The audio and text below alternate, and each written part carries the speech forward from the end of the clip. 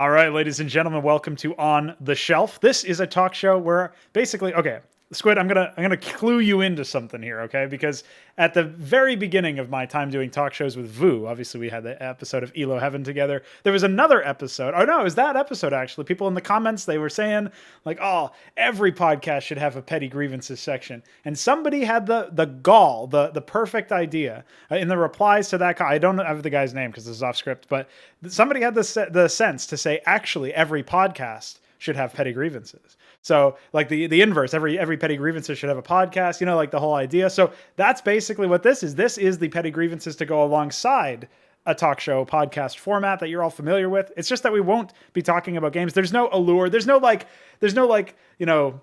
magic show happening here. We're not trying to bait you in and say, actually, we're going to talk about the games today, like a certain other very big talk show does. There's never a 2-hour intro and then like they talk about one game and then viewer questions. That's not this show. This whole show, the whole point of it, there's no conceit. The whole thing is talking about the industry. So welcome and fuck the industry.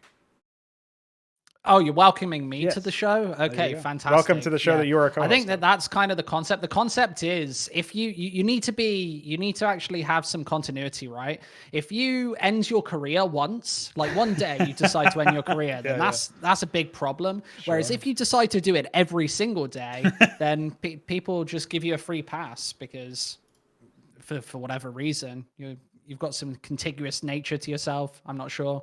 Well, yeah, think about it. Like the cancelability or lack thereof of some of the people in the industry is only because they just keep doing it. And that's the expectation. So you know what? First couple of times I broke a story about corruption in esports, people were like, oh my God, this is crazy. I should pay attention. And, as I continue to do it, people just ignore. And that's actually, even though it sounds like I'm like bitter and I'm putting that out like a sarcastic way or something, I actually think that that's just the way things go generally speaking. Like think about all the responses to all the Richard Lewis stories or whatever. You get people who are like, oh, scum of the earth. Can't believe these guys exist in our space. Fuck them. Hope that they get cancer or something. Like whatever the fuck their stupid response is. And like it's great to show support and solidarity, but nothing actually happens even though you've written that tweet. And that's basically all you get. So that's what was in like the Reddit threads that we put up recently. That was what the general response and reaction to a lot of the different things was, yeah, okay, we gave them some sugar to make the medicine go down. We gave them some content to help them understand the journalism. But at the end of the day, the reportage was not quite as impactful. And maybe that's a point of criticism for me, like I can get better at that. But at the same time, you have to wonder if the space is even equipped to deal with that sort of thing. So before we jump into the specific events that are plaguing us, you can see them up there on the shelf. They're awaiting their execution. What I should mention is, Squid, do you have any words about the general state that we find ourselves in? Because normally we wouldn't have to start a talk show that's dedicated to talking about the shitty things that are happening in the industry. The only reason you'd have to do that is if there were shitty things happening in the industry, right? So is there a general sense you have for the CS scene that we can open us up? Like if you had to give us an elevator pitch of where CS is right now, what would you say about what's plaguing it right now? Well, CS is, in my opinion, just on the decline. Like we've seen viewership numbers just go down year on year on year outside of the tier 1. So tier 1, the actual viewership seems pretty stable, to be perfectly honest with you, where the Blasts and the ESLs seem to be actually keeping their product because their products have a certain amount of interest. Whereas tier 2, even though more and more money is being pumped into it each and every year, less and less interest because these products are so disinterested. You literally can't tell them apart whatsoever. There is no actual interesting content made about the teams and the players who compete in these tournaments. There's no actual emphasis given to the broadcasts. We've basically got a tier 2, tier 3 scene, which has been established and formulated just to be betting products. These broadcasts are only about betting, and that's literally 100% it. And it's, it's just really sad, isn't it? And corruption seems to be on an all-time high, maybe even due to Valve's very flimsy efforts to solve this. So I kind of think that CS is in a really kind of troubled state right now. And then you see the rise of Valorant. Like they've just had their first LAN. They're playing it, I think, as we're talking right now. That looks relatively good. I know people are saying that, okay, right, Riot maybe haven't done the best of jobs with the production quality of this specific tournament. But I know that this isn't a Valorant show, but you look at it and you think, okay, right, well, this is their first ever LAN for this specific game. And they're already outmatching 90% of the broadcast quality that we've got for even our RMR events, which we'll talk about at probably great length. It's pretty sad. I think we're in a pretty sad state. One of the things that I want to nail home before we get into the specifics too is the reason why broadcasts themselves are important to not just be betting products, why it's important that this is where we find the tier 2 and tier 3 scenes at. Because a general sense that I get from people who do respond, if they don't respond with the token, like, hope these people who are doing bad things in the industry get out of here, and whatever their general response is, a tendency that I see in people's reactions usually is like, does it really matter though that like nobody is getting paid at tier 2, or does it really, like there's a missing link where people don't understand why it's significant that the overall complexion of the scene is going down. The trends are pointing down for tier 2 and tier 3. Could you say a few words about, in your opinion, why it is actually important that our broadcasts are interesting even at this level, and why it's such a bad thing that not only are the quality of the broadcasts going down, even for our own RMR events, but also that the practices of these organizations are so just abysmal? Let's say that you're an average CSGO viewer, right? And you tune into HLTV maybe once a week, and you click on Snow Sweet Snow, Spring Sweet Spring, or whatever it's called now, and you click on one of these tournaments, and you think, okay, right, this is it's not an interesting product whatsoever. I'm going to tune out.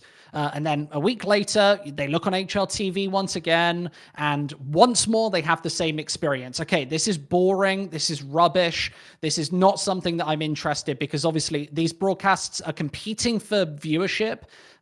They're competing with poker sites. They're competing with other broadcasts. They're competing with streamers like Vu, and like every streamer on Twitch, every YouTube video out there, anything that you can do on the internet, that's your competition. Yes. And when your quality of broadcast is as bad as these specific tournaments, at that point, a viewer is just going to tune out. And then when they tune in next week, they'll see, okay, right, nothing's changed. There's no storyline here. There's nothing of interest here whatsoever. I'm going to tune out once again. When does that person stop going to HLTV, just get swallowed up by another esport or another hobby, and lose interest in the esports scene? So here's the weird thing.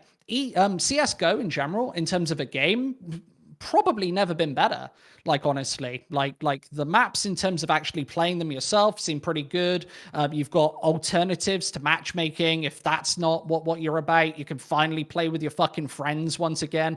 The actual player base is either going up or staying at the same level. Sure. Whereas the tier 2 ecosystem in CSGO is going down. And that should be a really worrying sign that we're doing something wrong.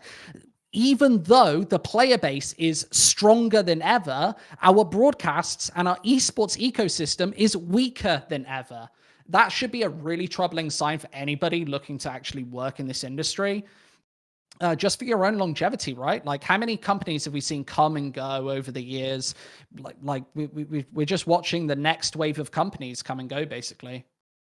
And obviously, this can segue very nicely into the first proper topic. They're in the frame above. It's Epic League, and we're going to talk about their RMR because, yeah, you're talking about the average CSGO viewer walking in and saying, oh, okay, I've got a game on my hands. I can watch this game. Yeah, okay, there's plenty of Tier 1 CS to go around in theory, so maybe they never do have to go down to a Spring Sweet Spring game, but if they repeatedly do attempt to try some of these lower tier games, then they can't get invested in them because of the broadcast. That is a problem, as you, I would say, pretty well put. One of the things about Epic League, though, is that it's not just a bad quality broadcast. Let's start there, however, because that is, of course, the entry point for everybody else. You go to check out the qualifications to a major.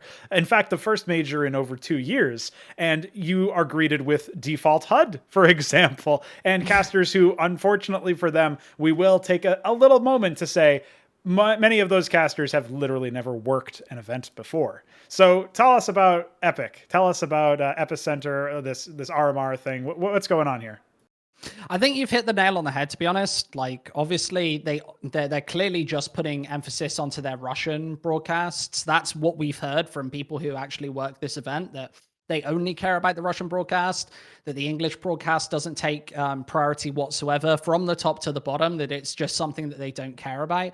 And you've kind of seen that reflected in the viewership, right? When Na'Vi games, a lot of the time averaging out like under 10,000 viewers, 10 to 15K. Yeah, unheard of low for an English-speaking stream to be showing Na'Vi, especially there was a game, Na'Vi versus Gambit, for example. That's like literally the finals of one of the DreamHacks recently. Yeah. And it's getting that, maybe not quite that low, but low for what those games should be getting.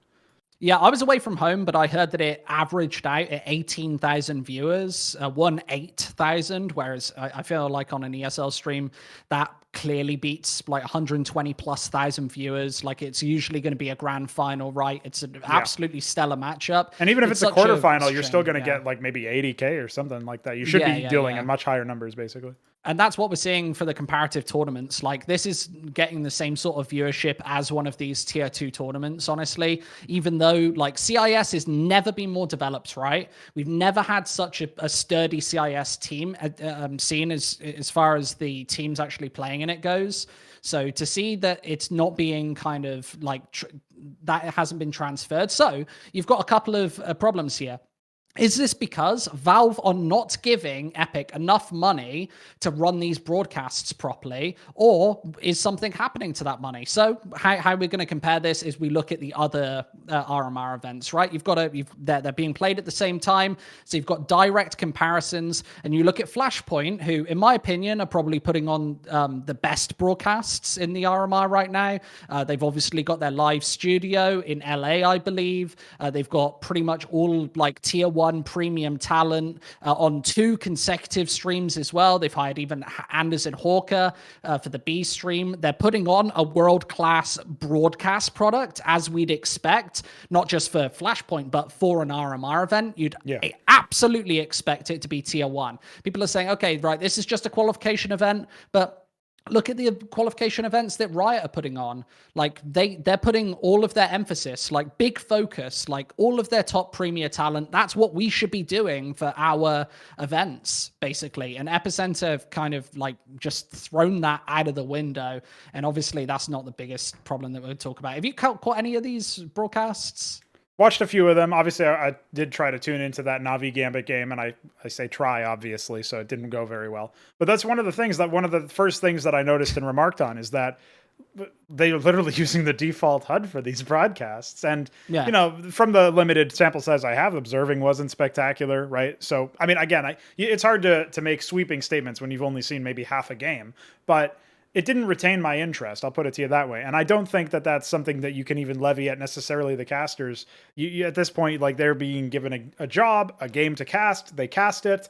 If they were not supposed to be given that job, then that's not really on them for accepting it. That's on the whoever hired the talent out in the first place. And again, specifically, there are some other casters who, not the ones who were casting the Gambit Na'Vi game, but there are casters out there who didn't get very many opportunities, if any at all, at this level especially, but just even maybe at the more dedicated tier 2 level, where you might be casting some of these up-and-coming CIS teams like Akuma that defeated Na'Vi or whatever like that. Like maybe they are a little bit more familiar with them, but they've probably never casted even at that level. So the idea that they're dipping that far down feels to me like they are just not interested in spending the budget whatsoever, if they even have a budget, right?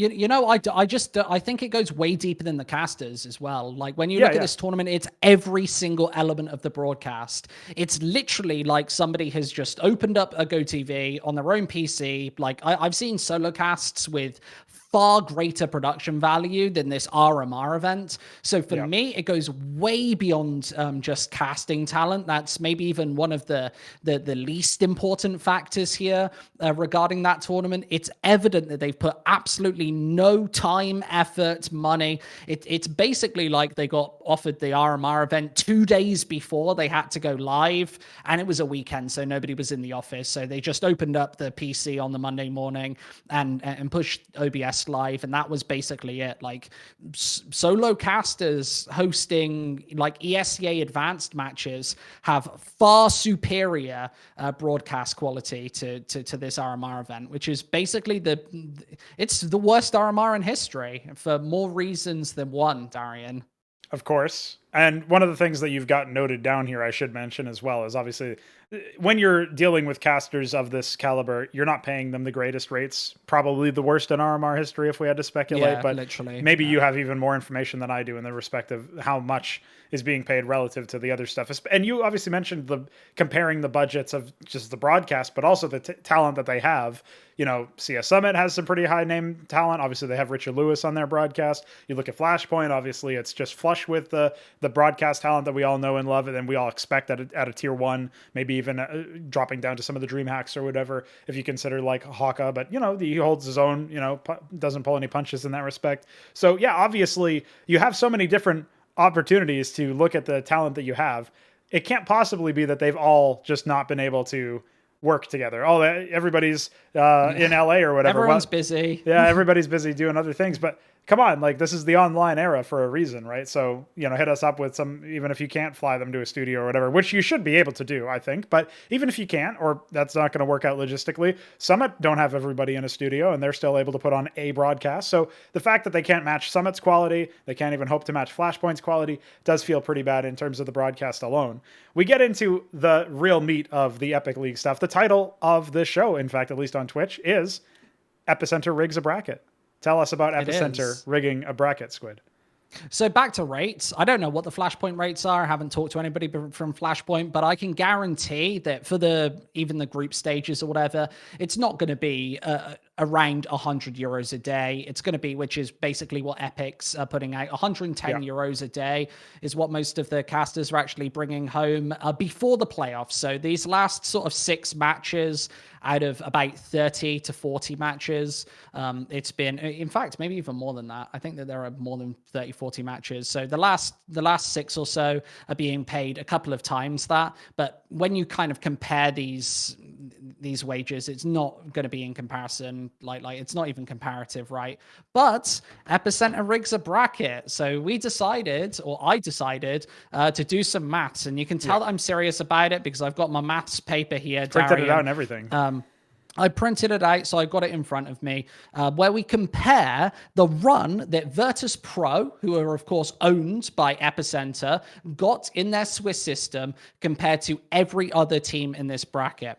And it turns out, so we did this in a couple of ways. Should we start with the groups as it was always meant to be, and then we'll work our way through the tournament? I've got it on screen for people. So stage as well. All right, I'll take a look at this. So you can see there's some real maths actually on the screen here.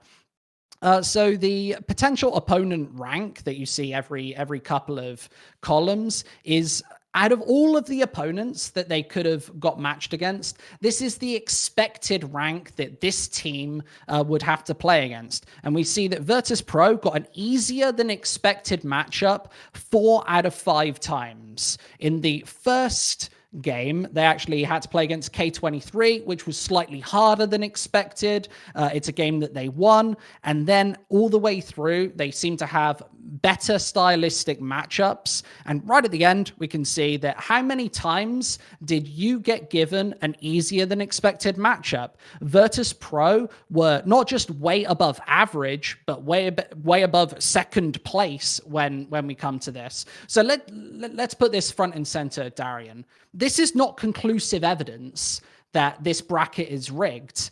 It just shows that 1 out of 16 times, one team is going to get the easier run, like easier than any other team in this bracket. It happened to be Virtus Pro this time, where there is a conflict of interest. Yes. Of course, Epic are owned by the same company that owns Virtus Pro. You probably showed that on the screen as well. And Virtus Pro had a 70% advantage, a 70% increase in advantage when you compare it to the HLTV rankings, or an 82% advantage when you compare it to, all right, this team is the 12th best team in the tournament, we're going to give them 12 points, and when we do it like that. So it doesn't matter which way you cut and slice it, Virtus Pro seem to have the easier run in this tournament, and they still only managed to squeak out of the groups 3-2. It's actually kind of lucky that they did have to play 5 matches matches because it gives us more of a sample size, absolutely. right? It allows us to see, okay, right, if they get through to round 5, do they then have to play against a Gambit? But then you get to the playoffs, which seems to be even more weird because they get seeded against Forza, who are a team they've already played in this tournament, instead of getting the expected matchup of Spirit. So why might that be? Forza have a losing record against VP, Spirit have a winning record against VP, and even if you slice it in different ways, if you change it around and say, okay, right, if Spirit have to play VP, does that set up matches that have already happened for other teams? No, it actually works out better for other teams where you don't have to play teams that you've already played in the Swiss system. Yeah. So if this was pure luck, there's a 1 in 48 chance that Virtus Pro get a run this easy, where they get the best of the 3 teams in the playoffs, and 1 out of 16, they're the top out of 16 teams for their potential expected matchups. So that's a lot of maths and a lot of like gobbledygook. Sure. But at the end of the day, there's a 1 in 48 chance that Virtus Pro with this maths, gets a bracket this easy, a run this easy. So do we give Epicenter the benefit of the doubt? I think that we can just leave that as an open-ended question, right? And say, right, at home, like, you can see it. You can even work it out yourself. That's what I would invite people to do.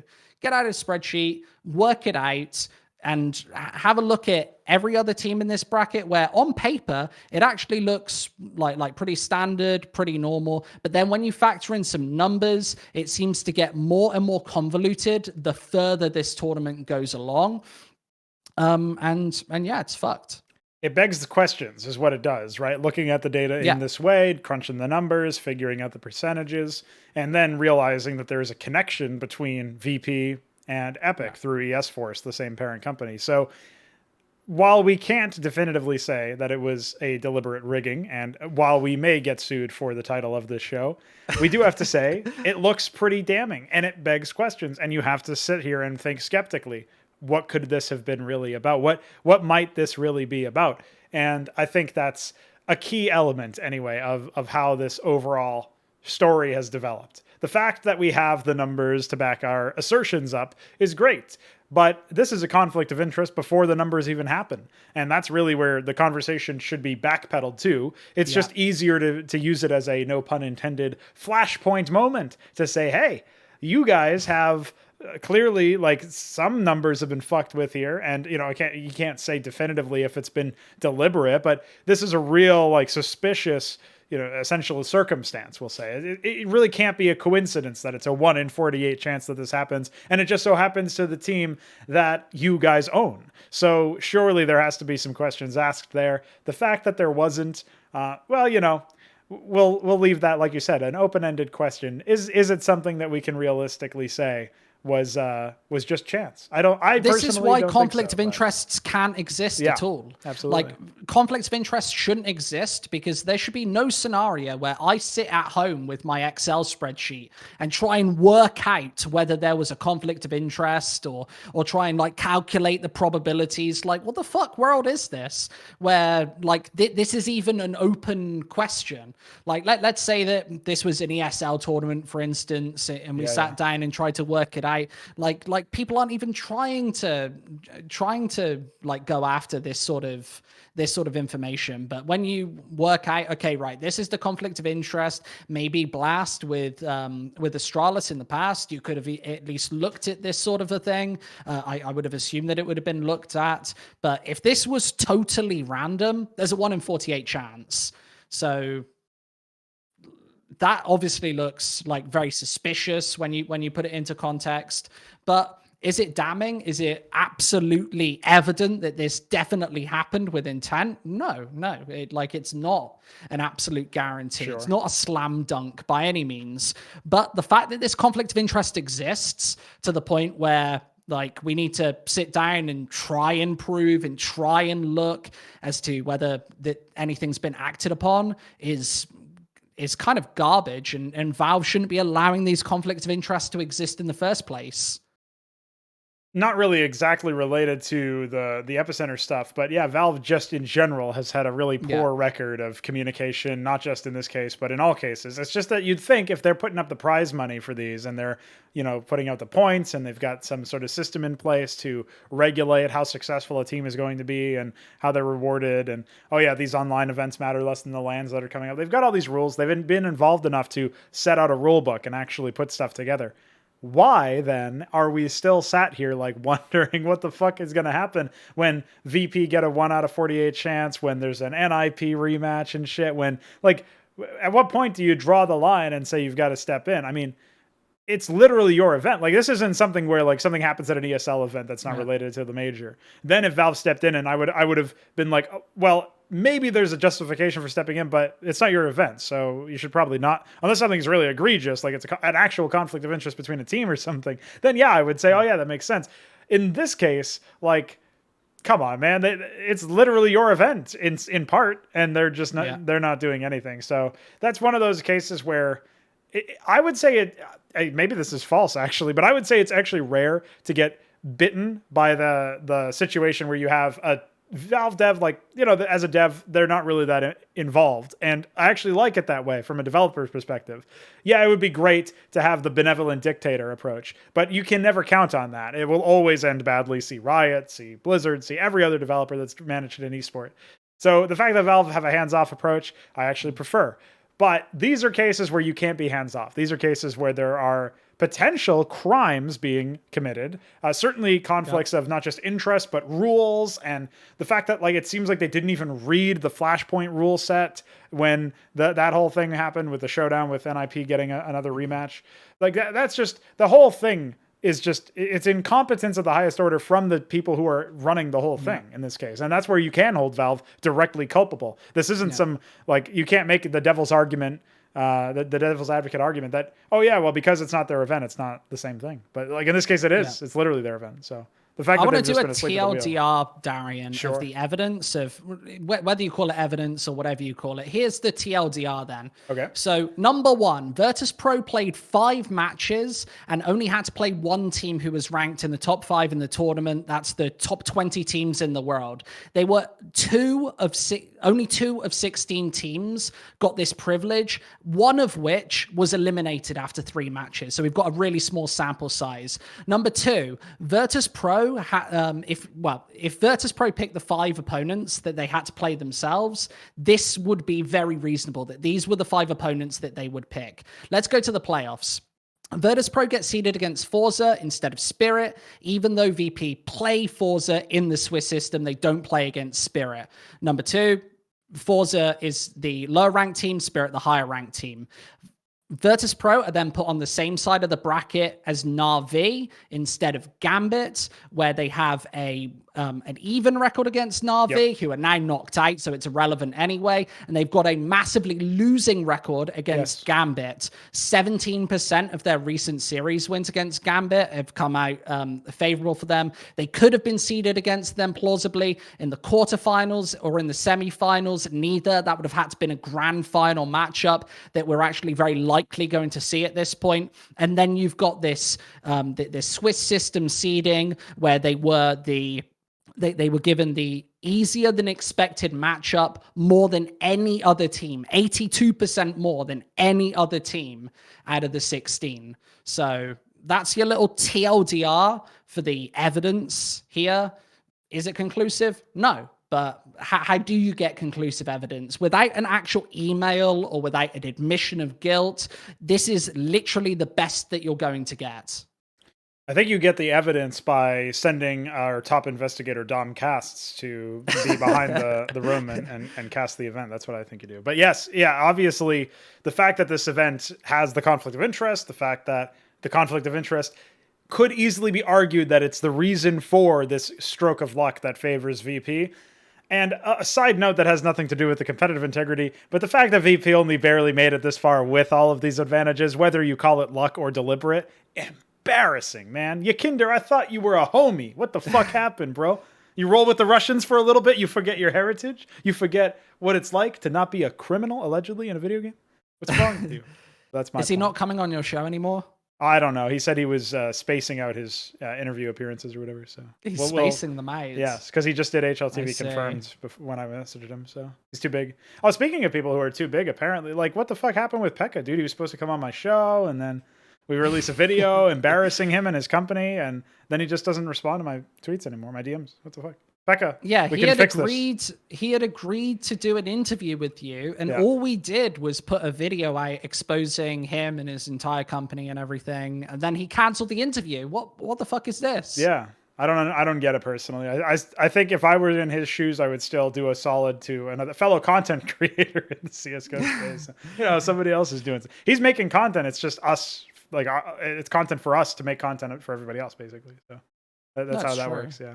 So can we talk a little bit about the DomCast situation, or would you want to linger on some of the events? Where do you want to take this to? Because we got a few. We can go to the DomCasts thing. I don't have a lot more to say about Epicenter, to be honest. I feel like we've touched on most of the key points. Like overall, just an embarrassingly shit tournament. They shouldn't have been giving an RMR in the first place. We've known for 4 or 5 years now that Epicenter are total shit, from their LANs to their online events. Especially their online products have always been exceptionally bad. I do have an anecdote to share. Been terrible. Yeah, go on then. It was you and I were looking for some clips for a video we never finished, and at the time we were looking at the Vitality Victory Series for when they won Epicenter at the end of 2019 with Alex still in the roster. Yes. So we were watching this event, and we were listening to the ending sequence. And on the ending sequence, because some Russian guy is speaking gibberish to a guy who's an English speaker on the broadcast, I don't remember who, it might have been Vendetta or somebody. So somebody on the broadcast is like in the middle of trying to say something and then can't finish his thought because he's getting annihilated by somebody who's not even trying to speak to him. It's just an accident. And then Thorin has to say, keep talking, mate, keep going. like fucking hell, man. Listening back to that is like, this is supposed to be Vitality's crowding moments. Like I think at the time it was one of the few events that they had won up until that point. They had won the summit earlier in the year and stuff like that. So one of the few lands they had won, and it was a big like landmark victory for them. And obviously a big accomplishment for everybody involved. And on the English broadcast celebration, you just have some guy yelling at another dude. Here's a tweet from Thorin about Epicenter's event while he was in Russia working the event. I only took this role to help. On screen. Oh, here we go. Yeah. We have the technology, bro. This is a good tweet. Yeah, no, here it is. Where is it? I'll wait to read the tweet. All right. Here we go. I'm in suspense. It's on. It's on? Yeah. I only took this role to help the event, not to have to hire the 15th best hosts in the world, and I've been fucked with over and over due to production being cucked to this Russian broadcast. Absolutely unacceptable and untenable conditions.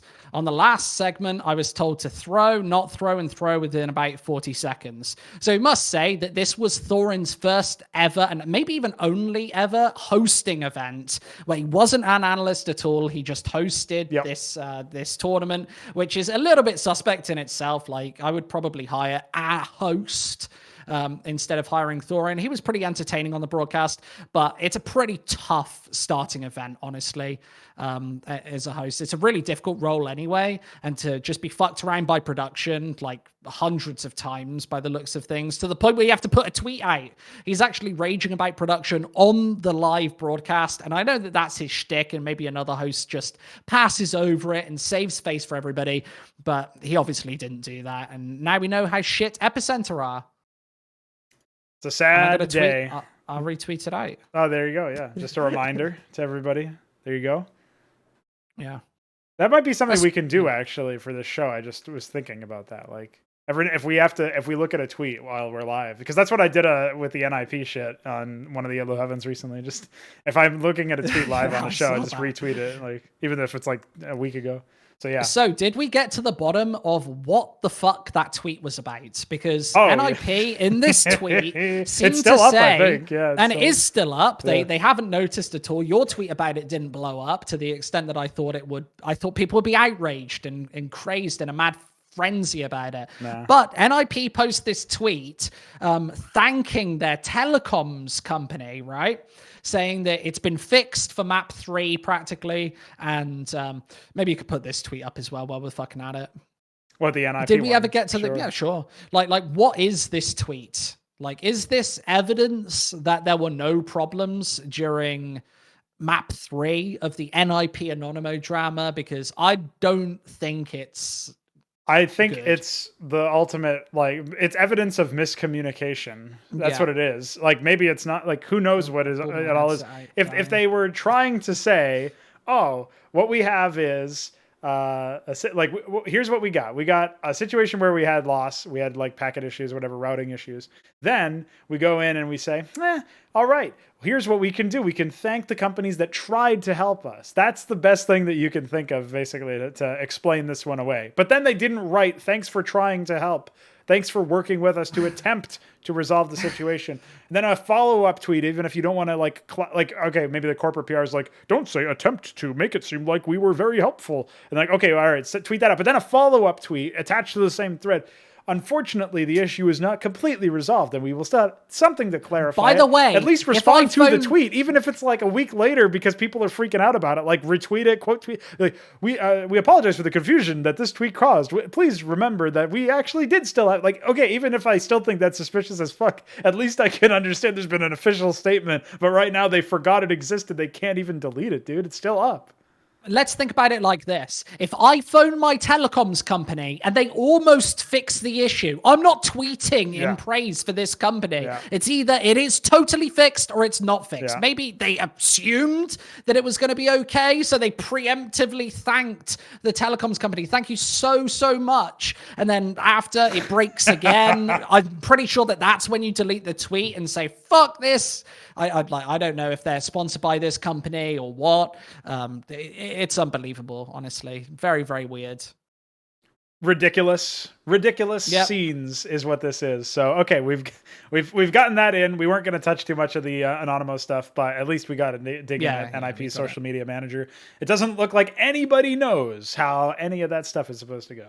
So there you go. Oh, and a quick mention, since we were about to move on to the DomCast situation, we got Veek in the chat saying, surprised that the DomCast VOD wasn't removed yet. It wasn't removed. Yeah, this is another case where it's like, if they don't even bother removing the most embarrassing broadcast that has ever occurred on their show, for many reasons. It was the most embarrassing one, maybe not it was among the top 10 most embarrassing broadcasts that Relog have ever produced before the video came out. And then the video came out and it was number one for sure. Yeah. The fact that still didn't get removed. Tell us about Dom. Who is DomCasts? Well, I've got a theory about why that VOD wasn't removed. I think because I've worked for Funspark before. They seem to just be Chinese guys who barely speak any English, who are just in a remote region and probably didn't even notice this drama. It doesn't even look like they run their own social media account. They basically just throw money into a tournament and close their eyes and hope it goes well. And then if it doesn't, maybe they'll buy like fucking tea leaves or something, realize that they should put their money somewhere else.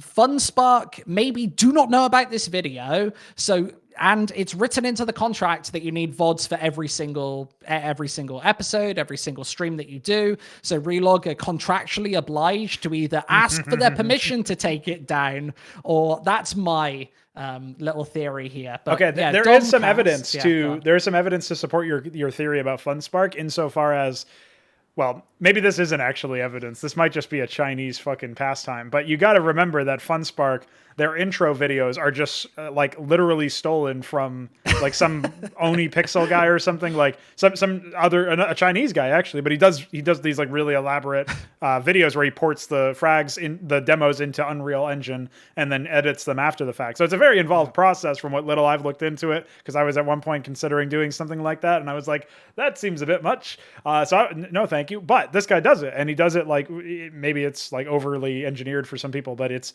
for what it is, it's impressive because of the amount of effort that goes into it, we'll say. So the fact that he spends like hundreds of hours, thousands of hours on like individual videos, and then that shit just gets taken, and like probably the worst part ones that he's done too were taken. Like maybe they did ask for permission and that's all that they could get. But remember that, you know, that IP stuff, that pesky intellectual property, that doesn't really seem to exist in China the same way that it does in the West. So it might just be that they don't care. But I also I have to imagine that maybe they just threw money at the problem. They were like, just get us some fancy intro, and then some guy was like, jdownloader.com/this video URL, and like quickly downloaded the video and threw it in there.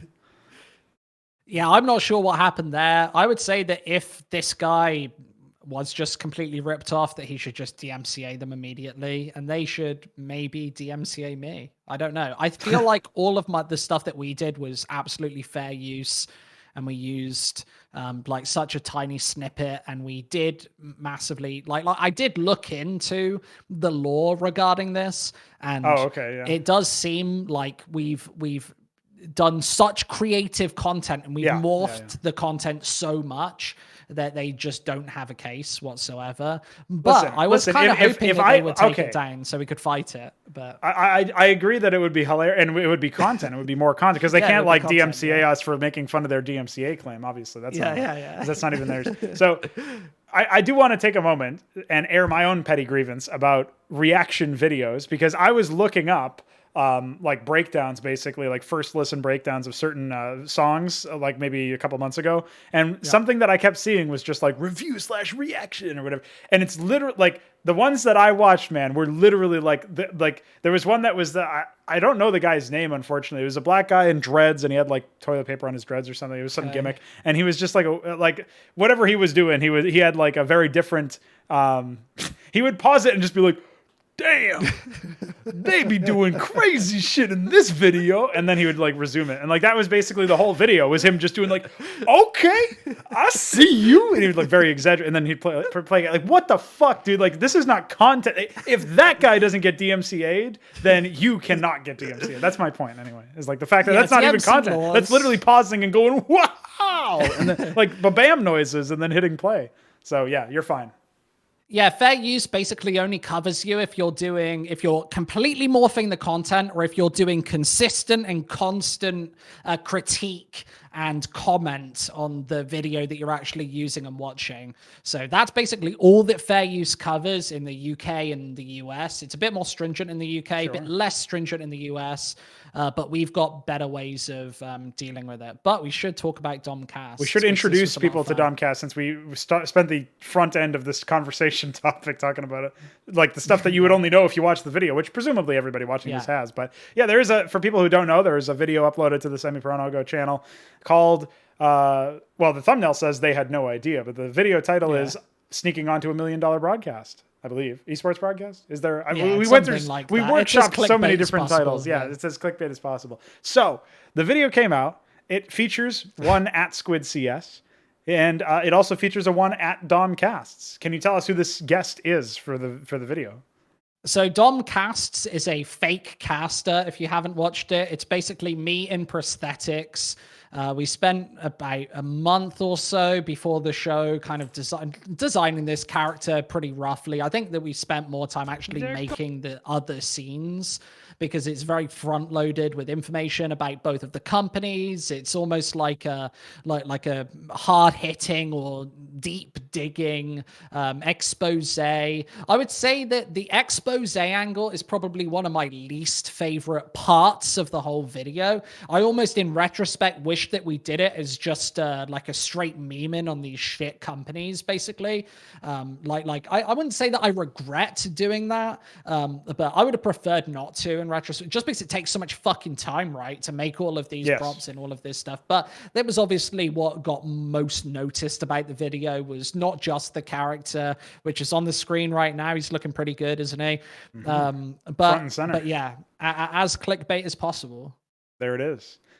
Well, the point of the whole thing, it did have expose elements, and we did talk about this briefly earlier, where you have the sugar to make the medicine go down, the content to make the journalism go down. And yes, we did have to go through, we had to throw out like entire scenes. I say we, it was mostly you. Like, this is what I said to people who are asking about, like, why is it on your channel if it's not you? Like, well, I helped, but actually, why is it not on your channel, Squid? I don't have a fucking channel. There it is. I did see this critique as well, but like, where am I supposed to put it? I was thinking, right, maybe I just make a channel and put this video out there, but I've just spent 2 months on a video. I want to make sure that it gets fucking noticed. Darian's my friend. I'm going to put it on his channel instead. Like, I am in the video for maybe, and you are in like the video 30 seconds or something. So yeah, like for me, you were an integral person to go to for advice, for critique. What do you think of this scene, for hours and hours and hours? So even though like you didn't actually do any of the actual editing or the graft or whatnot, it was like you were integral to the actual creation process of the video. And since I'm making content with you, I intend to make further content with you as well. Like it just made more sense to put it on the channel. It was something that we theory crafted, and I think it's probably the most critiqued aspect behind the scenes is, oh, why didn't he put it on his own channel? Like find it. I don't have one. So like maybe that's a mistake. Maybe in the future, for future stunts of this sort of flavor, I might put it on my own channel when I make one, but there isn't one right now, so unlucky. Hey, at least when you do make one, now that I've passed that 1K mark before this video even came up, we barely got monetization in before the video got published, boys. We did it, boys. Before. Yeah, it was literally like the morning of that we were going to publish it. Good thing we delayed by 1 day, I guess. And then maybe if we had delayed by like a whole week, we wouldn't have gotten NIP'd. Yeah, unfortunate. We should have. Yeah. That's the most unfortunate aspect of it, right? That we did get caught up in all of that NIP anonymo drama. I think it probably gets noticed a lot more. Like our expected viewership was way less, but at the end of the day, like I'm happy with the quality of the product and whatever. What I find really helpful or comforting, we'll say, is that everybody who watches the video is like, fuck, this is a good video. And then the only people who like, again, the whole point is like, if everybody watches it and it's not like one person, it's not your mom watching the video. Like, of course your mom's going to say it's good, but I mean, your mom was in it. So there you go. Apparently, allegedly. Allegedly. In a video game. Yeah. So yeah, sure.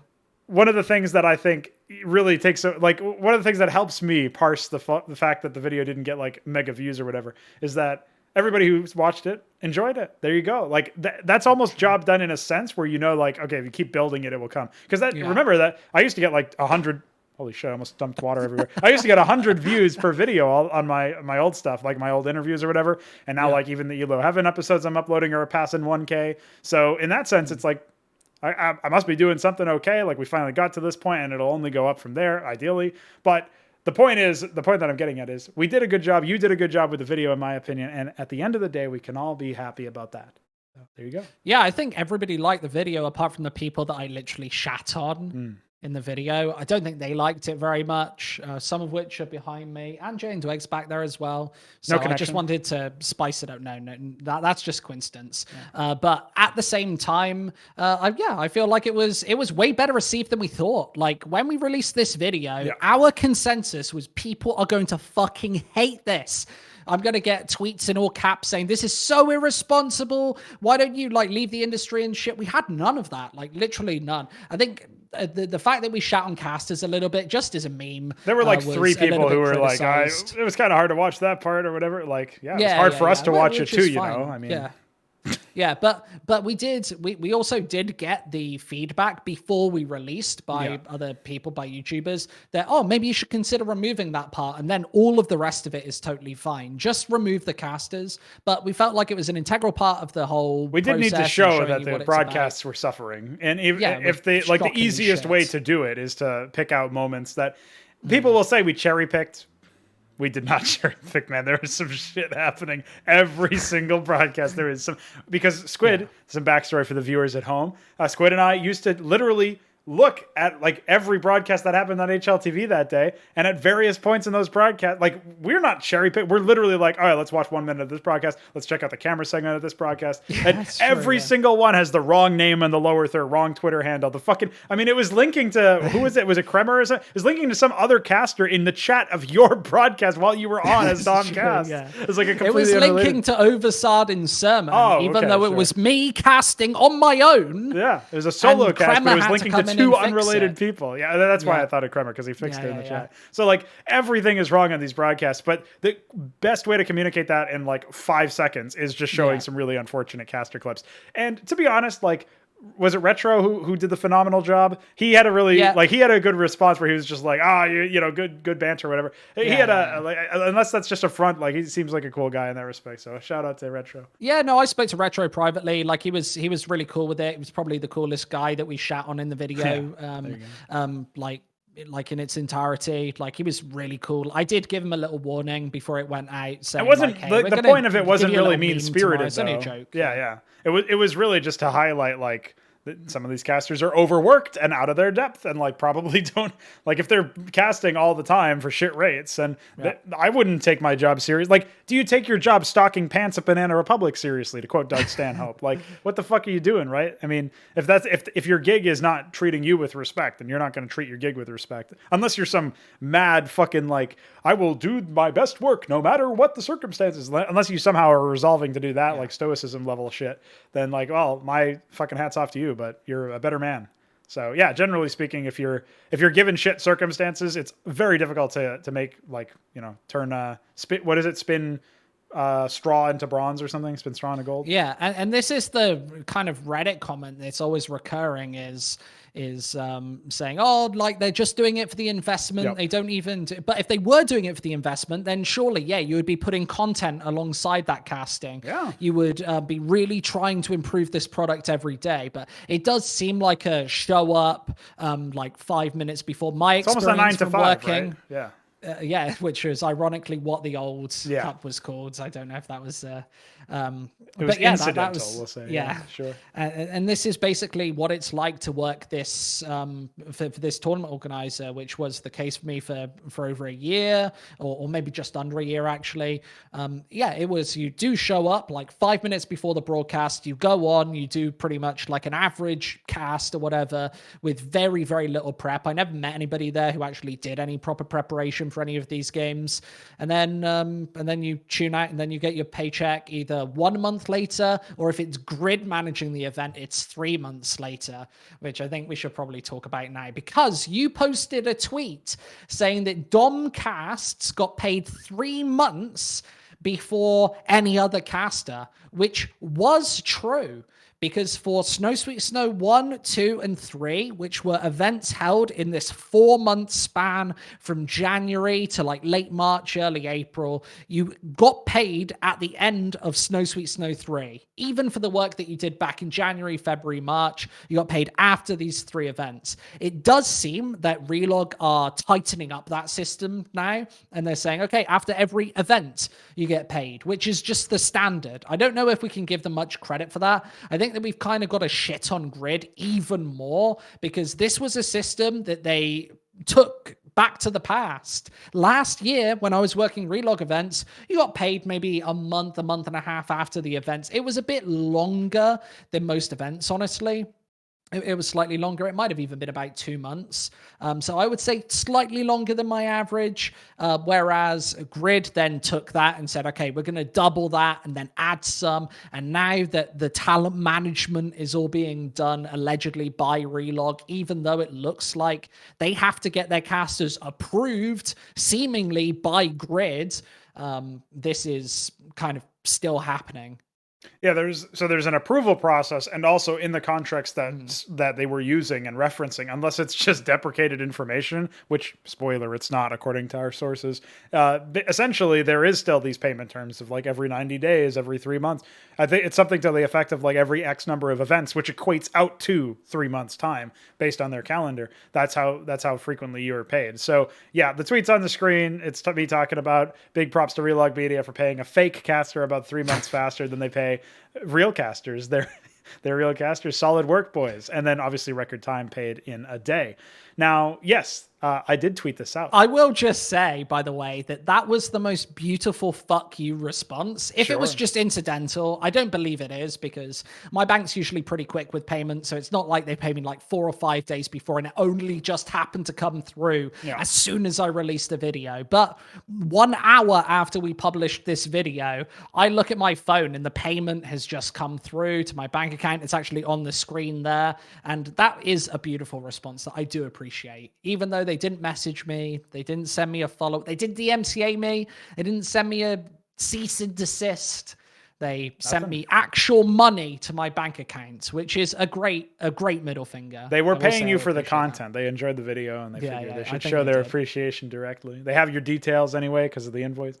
Yeah. So there you go. I did send them an invoice, and the invoice did say on it, like casting services, like Funspark OT dressed as DomCasts. Yes, that fucking broke me when I saw that invoice. The idea that it's just Jamie Stewart dressed as DomCasts. Like, fuck it, what? Because of course they had no idea. This is another tidbit from behind the scenes, is that you were so paranoid that everybody knew. You were like, surely everybody must have known that it was me. Like, something must have slipped on the broadcast. It was 3 maps. It was the longest broadcast. Like, Jesus. And we had to do that. Like, I had to do that voice for so long. Surely somebody figured it out. It was me. Yeah. But no. Some people did claim to figure it out, including X-Warrior. I heard that he said, I got him here with the bad host thing right beside him. He said that he instantly knew that it was me. But here's the important part. Didn't tell anybody. And just kept it to himself and didn't think it was relevant that I had done that. So that was interesting. Yeah, well, I just checked HLTV, and I got to say, I always knew Flush had cheated. But what we'll say is X to doubt on that one, dude. X to doubt warrior, motherfucker. Nice try. Yeah, that is the dumbest lie of the month. Is it, though? Yeah. Because look at the replies Why to the would you tweet even that you bother referenced. lying? That's a lie.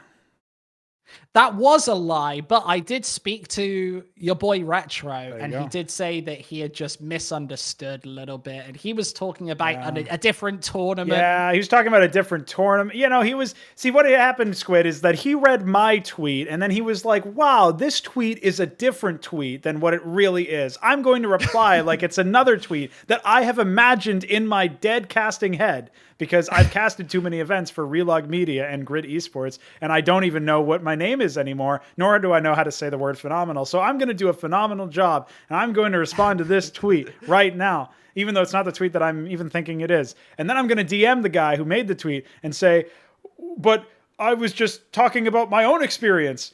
To which I responded, maybe you should have thought about that before making public comments. Idiot. I don't think I put it, but I'll say it now. Idiot. I will give Retro a little more leeway because not. Yeah, I don't know the guy. I've never talked to the guy before. This is my only interaction with him, is him lying on my Twitter after I'm making a journalistic claim and also owning Relog, to which I obviously have to respond with both fists.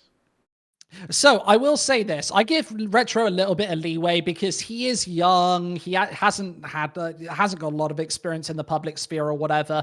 Calling you out for that was just a super bad look, in my opinion. Like, of course, Relog casters will be in one mindset about this, and actual human beings will be in a different mindset. But there is a comparison here, which maybe I've forgotten. What is the comparison, Darian? Comparison between what? The comparison between Retro tweeting about this. I had a brilliant analogy, but I've forgotten it. Well, I was talking about lies, so maybe you were thinking of any of the other liars in esports, but honestly, I can't. Nothing comes to mind, man.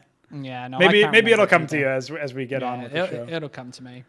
Was there really anything else that you wanted to mention about the video specifically, or should we talk about the few Reddit threads that went up? Because obviously you had a pretty funny tweet where you had counted out the money and like. You know. Yeah, that was interesting. And that was actually my next point. When I posted that tweet, I had a couple of casters and a couple of insiders privately message me and say, oh, can you add some context to this? I think that they should be there. So instantly, I just add the context to the bottom of the tweet and you message privately. And then if there is a correction to be made, or this one wasn't really a correction, it was just added context around. So for you, maybe it would have been stating snow sweet snow instead of Relog tournaments, or maybe for me it was about it being group stage casting instead of playoff casting, and I added this little context bar at the bottom, which does get seen. Like I look at the impressions on that specific tweet, so people think that corrections just don't get seen whatsoever. On Twitter, that doesn't really seem to be the case. It seems like the impressions on that follow-up were actually pretty good, so like it shows that people do actually look at this shit. But yeah, no, this was an interesting kind of just fucking clickbait once again, to be honest, for Reddit. We posted this one up, or I posted this up. This was just before I went to bed one morning. I was thinking to myself, I had like run the maths in my head. I've been doing maths to shit on TOs recently. And realized, oh yeah, this is really shit. Let's post something again to shit on Grid Esports.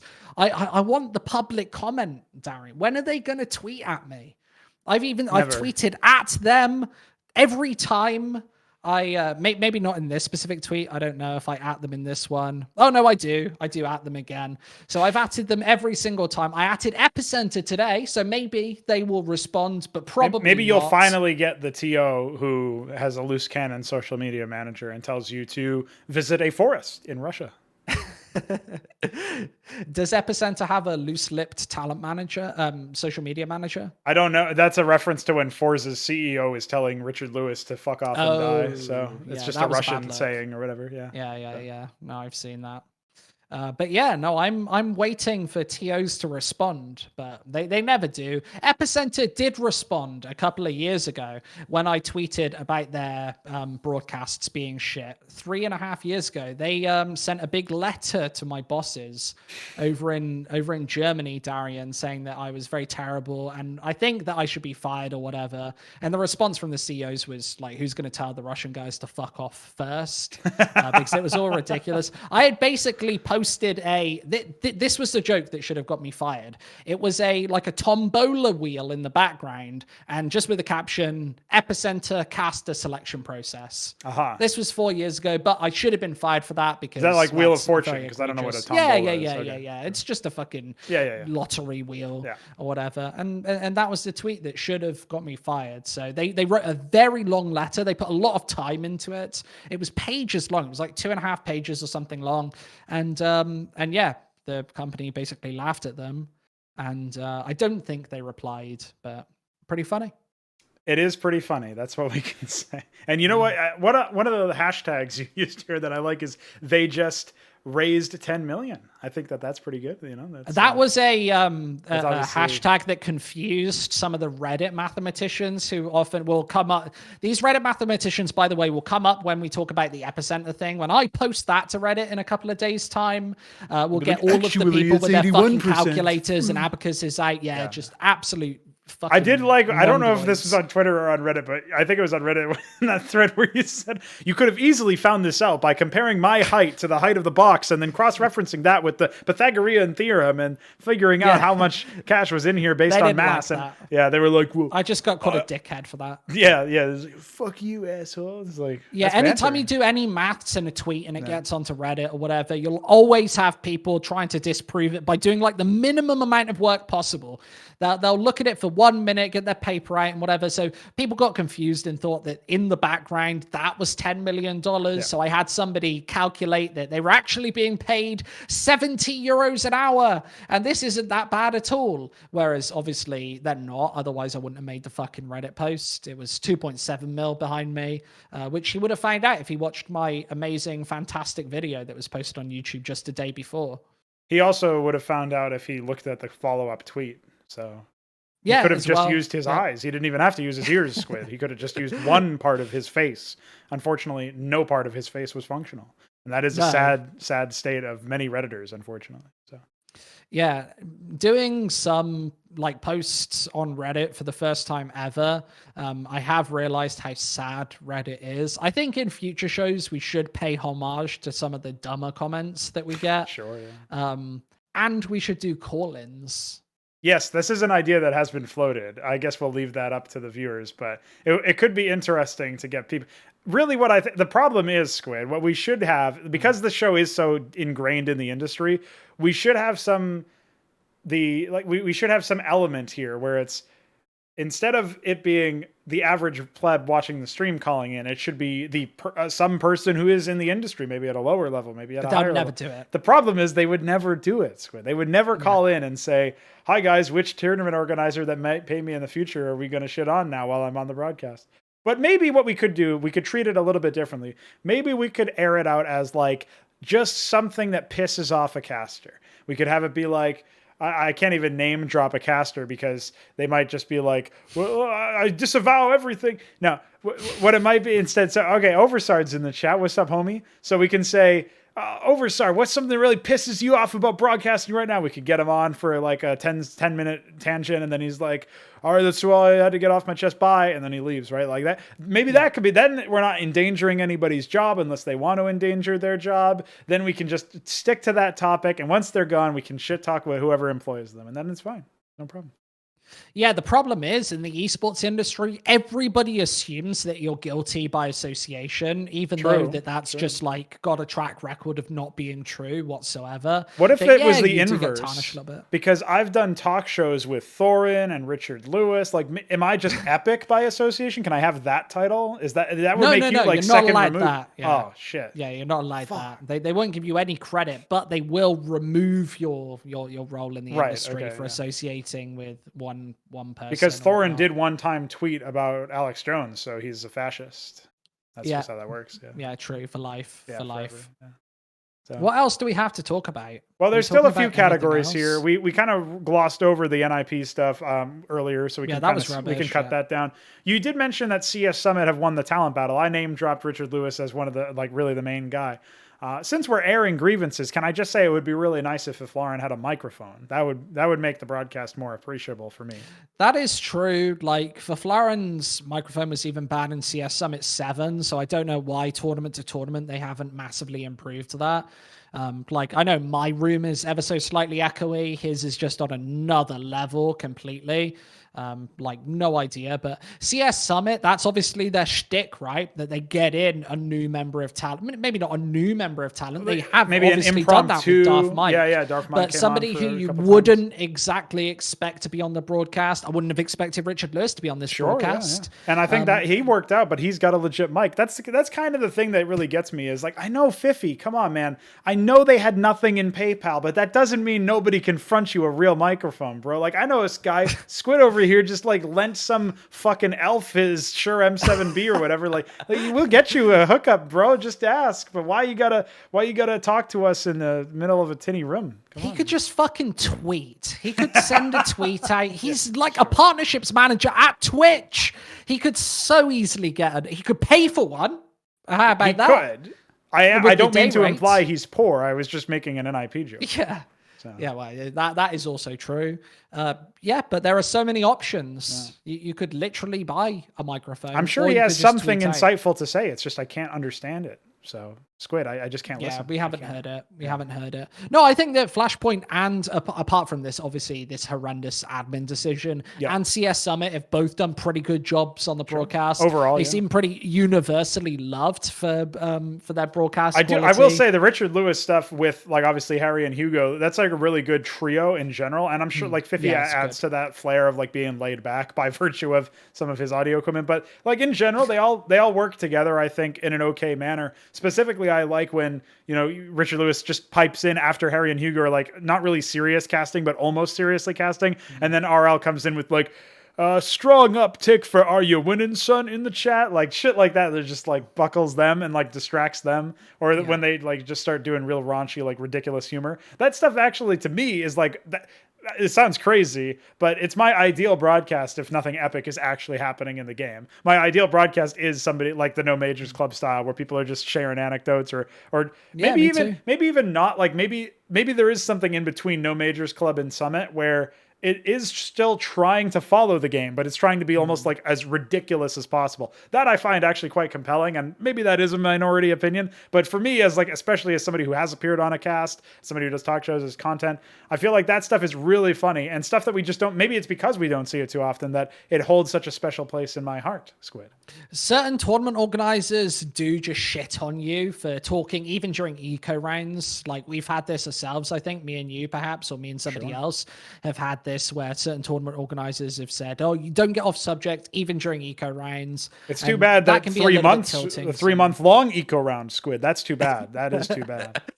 That is too bad. That is too bad. But yes, some TOs are more interested in it than others will say, and that is Summit's shtick. But I do feel like with Flashpoint being a little bit more like they have that for a round or so, you know what I mean? Like a couple rounds a map, Flashpoint will do that kind of side tangent off to something ridiculous, Yeah, but this is why you would open up community streams. Yeah, absolutely. Why that is the Flom co-streams or whatever. Seems to be, and co-streams. Like when you have somebody like Flom, obviously on the other side, or Richard Lewis with the No Majors Club or whatnot, you do have a viable, valid alternative, which is going to grow this particular product. Yeah. I honestly think that if let's say Relog Media open up co-streams and allowed people like Flom, allowed people like Richard Lewis, if they're even interested, their viewership would get absolutely, their legit viewership would get blown out of the water. It would be incredible. I've got to say that some of their viewership has been they've been doing pretty well, honestly, considering that both RMR events, like even the Flashpoint B streams with FPX and legit Pro League level teams, have only been averaging 2,000-3,000, whereas Relog have been averaging almost 10,000 for lower rated teams on a lot of their broadcasts. So I've got to say they've been doing something really well to get those viewer numbers up.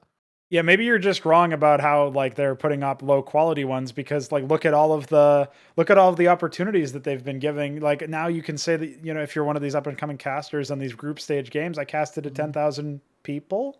You know, like that's something you can say, right? So that's an opportunity that maybe you're just wrong. Okay, maybe they've been building some crazy brand loyalty, right? So I think they have, because obviously their streamers on all of the time. Yeah. So maybe people just know the name Snow Sweet Snow and Spring Sweet Spring more than they know Face It and Flashpoint. It is just that mind share awareness. Yeah. Especially if there's only a limited amount of bytes of information you can put into your mind, then your mind share is like much more limited. Obviously you have to that's an obscure whatever. So maybe the broadcasts are just so good that we haven't noticed yet. They're so next level that this is the way of the future. I do kind of think that Relog are going to start experimenting with like on their audience. What are they experimenting on? What's going on? They're going to start experimenting with like voice, like those voice change, not voice changes. Okay, I see what is it? Like a little bit of extra speech. Those text to speech. You're talking. Yeah, okay. You're talking about that's RoboCaster. What they'll start experimenting with. Yeah. Flammy. There you go. Vu was good at Epicenter today. Yes, I thought it was funny that he called them out for having conflicts of interest and then appeared on their broadcast like 3 days later. That is funny. Yes. He's showing that no matter what you say, if you're big enough, they will pay you. Actually, let me ask if they've paid him. Hold on, before I make any bold statements. They haven't paid him. No, they're not going to pay him for a little while, I guess. I don't know what their payment terms are like. I have no idea. I guess we'll find that out soon. We will indeed. I'll start asking people soon.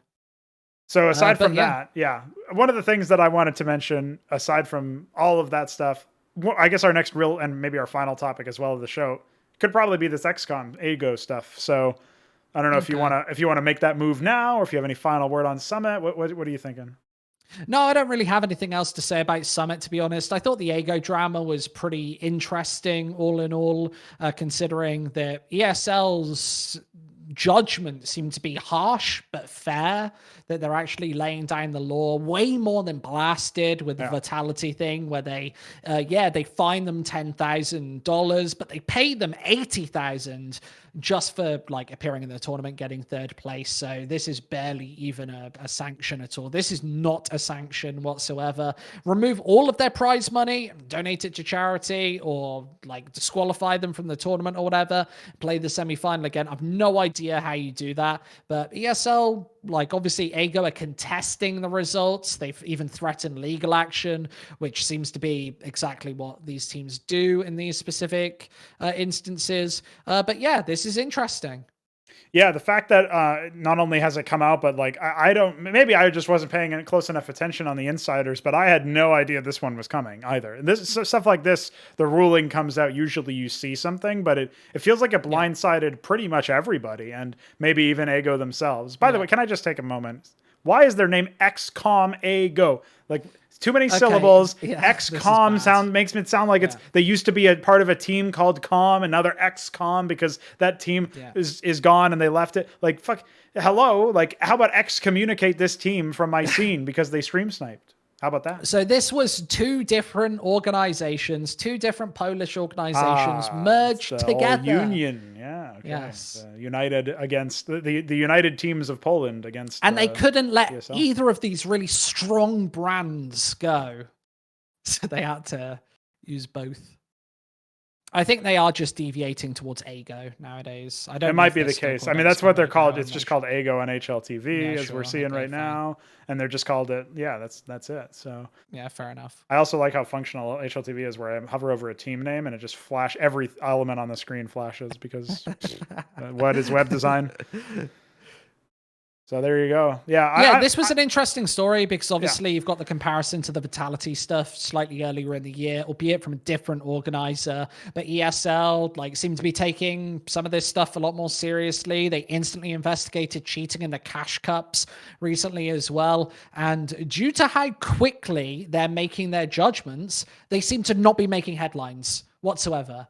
Let's say that this gets discovered by a journalist and put out, and then they have to respond. It feels like ESL are being quite smart by getting ahead of the story. Remember how big the Vitality story was? Yeah. Because Blast does nothing. It gets outed, I think, by Richard Lewis, maybe some Redditor, and then it's signal boosted by Richard. But that's where I remembered it from initially. Yeah, Richard was talking about it for a few days, we'll say. Yeah. Maybe some on the Deserto channel, some on his own stream. So what you're getting at is that when you have a story that takes time to develop and you see it develop in full force, it's like the Flashpoint NIP stuff that went on for over a week almost. This is the longest running drama because of the lack of communication, the slowness of it. When you just come out and make the statement and that's it. And if your only recourse is legal, we might not hear the end of this for years, but we're not going to hear about it in the immediate future. And ESL then can take that W. But you did say if it gets uncovered by a journalist, then something like that might actually spread some seeds of change. You might hear about it, whispers oh, something happened. I got a journalist for you that had a different take, though. Maybe we could take a look at his tweet that's on screen right now. What do you think? Oh, yeah. This guy's a journalist. Allegedly. I didn't like this take, honestly. I can't read it. Could you read it out loud? Stop this nonsense, people. If there is a delay on stream, there is no stream sniping. And it's up to the TO to ensure the delay on their stream. Everything else is fair game. So firstly, it is up to a TO to ensure that there's a delay on stream. There usually is one of 3 to 5 minutes. I have no idea if there was a delay on this stream. Is he implying that there was no delay? Don't think that that's true whatsoever. I don't even think he is implying that. Let's assume that there was a delay of 5 minutes, in which case it's still not allowed. You still shouldn't be allowed to watch the stream. You get loads and loads of information. Let's say that, these arguments have been rehashed so many times. I don't know why he's still claiming this.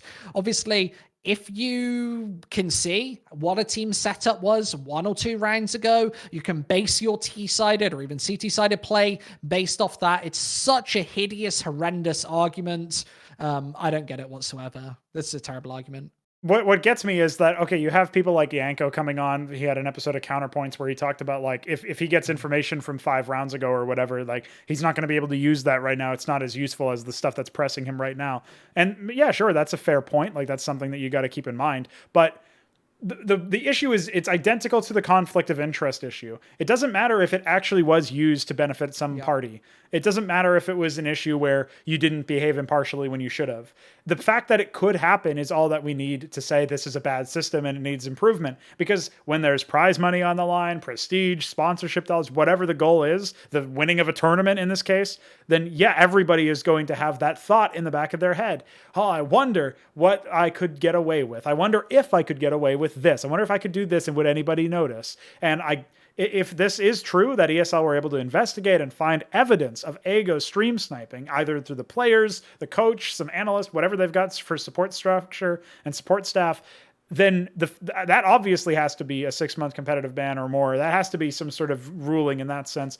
And it also has to strip them of the title, because even if they didn't benefit from it, they still did it. It's the same argument that I personally had and that many others had against Vitality when they did the stream sniping. Even if it was accidental or incidental, it was just on in the background. It was on for days. It was 3 days in a row of games for Vitality that they had this on, and they only noticed it on day 3. The fact that alone should really shock people. Crazy. But the fact that it happened means that we have to then consider those results, at least with a grain of salt, an asterisk. Somebody could have turned around and seen something. Somebody could have used it deliberately and then fed that information. There's so many people in the room at that time. And for Ego, it was the same thing, I'm sure. Even if they wasn't in the room, they could have been in TeamSpeak, or they could have been on a side call on Discord to circumvent TeamSpeak stuff, which the TO can't do anything about. So what are you expected to do in this situation? This take makes absolutely no sense.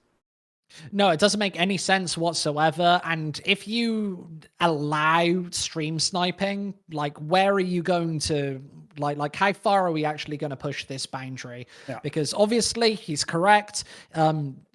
TOs should enforce delays on their stream to try and minimize the impact of stream sniping as much as possible. Those delays should be something of the region of 5 minutes, in my opinion. If it's 10 minutes, then like, I don't think the difference between 5 and 10 minutes is even that great, honestly. Like, if you're a caster, the argument that's always used is, right, we want to interact with the chat, then yeah, you can make the delay before, you can make the caster cast the game 5 minutes after it actually happens. So that everybody is still reacting exactly. And then you're reacting in real time. But obviously, there are other ways to get this data, as we actually haven't really spoken about the Grid eFire incident. Yep. This was a scenario where Grid had live data in the server, and supposedly this had been leaked to players, and they had. Well, that's actually confirmed. It was a zero delay YouTube stream from one of the ingests that was posted in the chat. Yeah, we've actually seen the YouTube stream ourselves. And it was posted in the Twitch chat at the time. Zero delay stream happened. So this was a tournament that was absolutely rife with match fixing and cheating as well. Allegations of, at the very least, and it seems likely for sure, yeah. And the method that was supposedly being used. Speak of a man, his appearance. You speak of a man, and he shall appear, fallen from the sky. There you go. Hey, he's topical to this story. Absolutely. There you go. Speaking of Grid, and you know what? That was almost planned. Oh, he's falling down as well. Whatever. It's fine. Just leave him on the floor. He's doing live technical malfunction. Yeah, there we go. Okay, we've done it. They are. That was spooky. That was ominous. Yeah, that was Radko making an entrance. That does have to be cut. Of course. not the full, this? But yeah. No, you're not editing this. I'll save it for the outtakes. This will take a lot of editing. Sure. What was I talking about? You were mentioning Grid, eFire, all that stuff. Okay, yeah. Which part? Oh, yeah, the method. The methods of collecting that was data. Supposedly being used for cheating was that players during the live game could see the live stream, and they were using that information to spam through smokes, look through boxes. If you actually just fucking Google the eFire North America, I think it was season 2. Yes, it was. This was a LAN event with cheating at the event. This was actually one of the craziest things that we had seen in connection in relation with Grid, and just something that hadn't been dealt with whatsoever, that was seemingly and allegedly actively covered up by that man over there and other members of the company. So this was such a sad thing to see, that we actually realized by accident. Incidentally, a couple of months ago, when researching this Kieran scenario, which was really weird, that this small fry Kieran thing led us to this cheating and this match fixing that Grid were, if not responsible for, seemingly complicit in, that they knew about. Well, the portal where you could watch the zero delay stream was on their website, so you have to imagine that they had a significant part in aiding and abetting. Even if you have to really stretch the levels of disbelief to say, oh, the Grid's just the partner here, they're not responsible. But no, they actually had the portal for watching the stream in the first place, and that's where the stream was leaked from, theoretically, because who else would have access to it, right? So yeah. The domain was something like portal.grid.gg, or it was something .grid.gg. And it was a secure, you had to have a login and all that stuff, so it wasn't a plain text thing, Yeah, and so yeah, this was obviously, I can't remember how we got onto this We conversation. were talking about XCOM, AGO, stream Yeah. sniping, and all the different things that teams will try to do and how it's been abused in the past, and that's what led us down this rabbit hole. But yeah, and to get back obviously- on topic specifically with AGO, I will say, yeah, I mean, you can't trust you can't say everything else is fair game, because then you're literally saying like, okay, if you can stream snipe because of the TO only putting the delay at 5 minutes, then it's fine. Then it's totally good for competitive integrity. I'm of then the the opinion, coaching bug is fine. Then apparently, anything in the game is fine. Anything that is accessible to anything you that the is TO fine. can't stop you from doing is fine. Apparently, yeah. So yeah, by that logic. Yeah. So it doesn't really own up. I mean, means. I'm not going to go as far as to like, he obviously just didn't choose his words very carefully here. I'm not going to assume that he means that it's fine to do the coaching bug. But what I will say is that there's so many different exploits that still have not been resolved in CS. And the fact that people are being able to use them, the fact that they're not being brought out to the forefront. One of them was an example that I retweeted recently where you can have a free in-game legal wall hack by scoping up with an op and looking through the blinking of a bomb. It's very niche, but it could happen. And now that's something that's just now come to light. What should happen is Valve should fix the bug. If they don't, or until they do, what we have to do is say, hey, let's take a look at this bug. Okay, we can reproduce it. Here are the steps to reproduce it. If you use this, then you are going to be DQ'd from the game. Gentlemen's agreement to not use this. We had to do this in Brood War. This is not new to esports. It's literally one of the most ancient fucking games that was even competed with. So if we can do it there, if we can tell you not to right click on one unit with another unit because of this stupid interaction that Blizzard never fixed, then we can certainly tell you to not scope up onto a bomb to get a free wall hack in Valve terms. Like, what the fuck, dude? Yeah. And we've done this in CSGO since 2015 with pixel boosting and pixel walking. Yeah, sure. Ever since this was so talked about during the Olaf boost days, and every time somebody does a sort of pixel boost or pixel walk, people dig into the rules. Okay, is this one legal? Is that one legal? And it's always something that's commonly talked about. So we do have exploits that you can abuse within the game that you're not allowed to abuse within tournaments, as per the rules.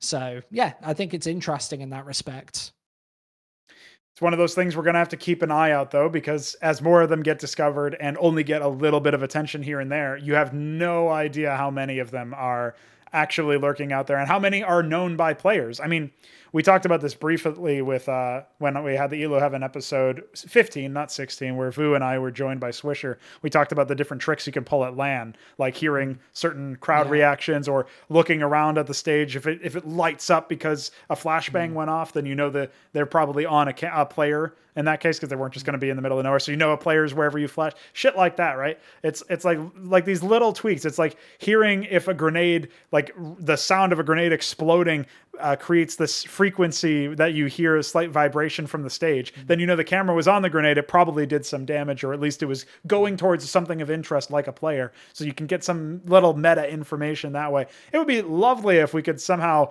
isolate everything and make it so that can't happen at all. But you know, that seems like it's something that TOs are going to perpetually grapple with until they get it.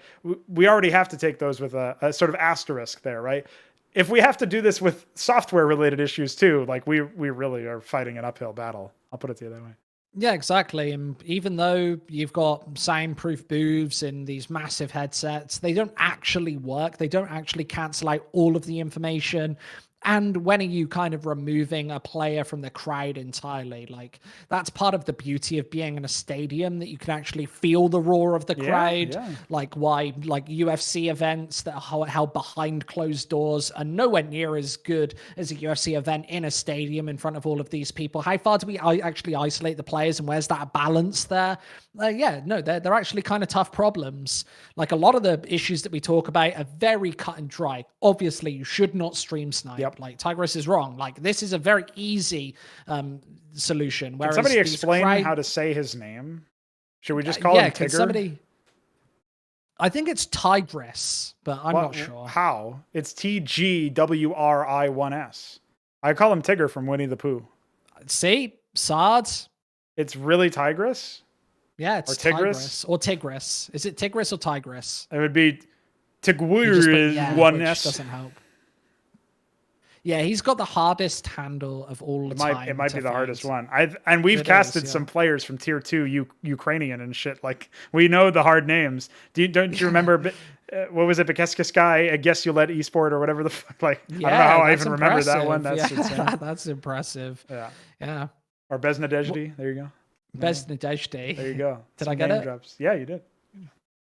Okay, I'm done. I got nothing else to talk about. That's my rant for the industry over. I kind of want to talk about Epicenter again, but I know you want to capstone us off with another Epicenter rant. I got a couple minutes here. We can go on. We can go in back on. I cannot believe that we've got such a conflict of interest at an RMR event. I cannot believe that we've allowed ourselves literally to get the to this TO point. and the VP who got the easiest run of all time, a 1 in 48 chance, as outlined earlier by our math.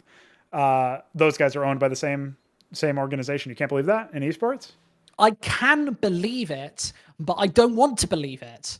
Because this whole year we've been slipping down and downhill. And then we finally get to this point where the RMR events are supposed to save us. We get Flashpoint with this shitty admin decision, which doesn't matter how you cut it, has tarnished the whole tournament. That is what Flashpoint 3 will be remembered for forever. Just like DreamHack Winter 2014 will be remembered, not for LDLC winning the tournament and NIP getting to the grand final and being one round away from winning a major. No, it will be remembered by the Olaf Pass boost forever. That's what that tournament and all of the fucking hell and carnage that came from basically fucking retards on Reddit, basically spouting their shit forever. Just absolutely unbelievable. That is what that will be remembered by. And let's hope the Epicenter will be remembered for eternity for being the RMR where brackets were very fucking obviously rigged. Yep. There you go. It's not definitive evidence, but it's about as close as you can fucking get. This is like the double lift Lena shit in TSM League of Legends way back like a year ago, where Thorin was saying, like, the only way we would know for sure is if they admitted to it. And then they had a leaked recording where they admitted to it. It's like, well, I guess that's enough. We would need that level of insanity, and I don't think it's coming out of Epicenter, even though they are very shit. So we'll leave it at that. Yeah, and I guess I have something to talk to Vu about now that he's on the broadcast. We can talk about that. So we'll see that. Yeah, you can talk to Vu about it, see how good that production really was from the inside. Yeah. Maybe we can talk about rates and talk about payment terms and stuff. My advice to them would be, like, please pay your casters pretty quickly. Avoid any future drama, because you guys are gonna get the fucking, like, hell is opening up on you, motherfuckers. So just keep that in mind as you continue on. Target. Yeah, an old target for me, but an old target. Yeah, but it's a new target for everybody else, because nobody remembers who the fuck these guys are anyway. So we'll see if we can change that. But that has been the show. That has been on the shelf. The topics there taken care of for the most part, and a little bit of extra, of course. I guess we'll be back in a week. Hopefully, things are a little bit more like we could actually talk about some broadcasts we enjoy. Hopefully, it won't all be doom and gloom. But if it is, well, you know, it is what it is. So maybe we'll leave that there. Any final words for us? Bye.